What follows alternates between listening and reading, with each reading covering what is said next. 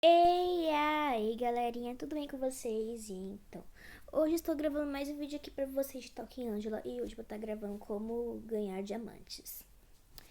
Eu sei que é um pouco complicado, mas primeiro vocês vão estar entrando aqui nesse negócio de figurinhas. E após estar fazendo isso, vai aparecer umas figurinhas aqui. Vocês vão clicar algum que vocês não completaram ainda. Eu vou clicar nesse daqui.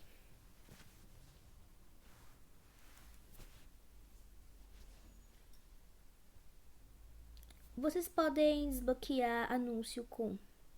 Não, vocês podem desbloquear com anúncio as figurinhas ou gastando diamantes. Vou comprar aqui.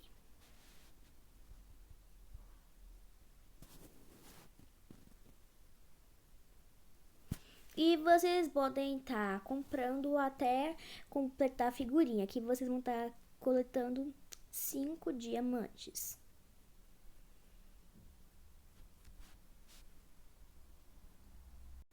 E se no caso tiver um evento, qualquer tipo de evento, se vocês desbloquearem algumas figurinhas desse evento aleatório, qualquer tipo de evento que tiver, vocês vão estar ganhando diamantes. No caso, não tá ganhando diamantes porque já foi o evento, esse evento aqui, de ganhar a fantasia da vampirinha, que é de graça, sem pagar, né? Que vocês vão estar, até vocês completarem as figurinhas, vocês vão ganhar dinheiro. E quando vocês vão colocando as figurinhas aí, vocês vão estar ganhando diamantes. E... gente.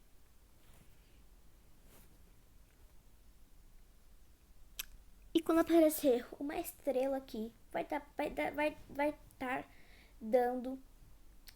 Vai dar algumas chances, vai dar a chance de conseguir diamantes.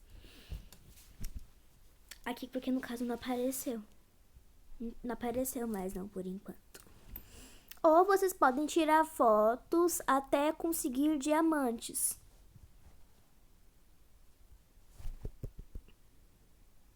Aqui, gente. Mas quando vocês estiverem jogando a Talking Angela, às vezes não vai dar para conseguir toda hora, toda vez, conseguir diamantes só tirando foto. Às vezes vão ganhar dinheiro ou alguma coisa, outra coisa. Tipo, um desses daí ou um desses daí que vocês podem estar conseguindo.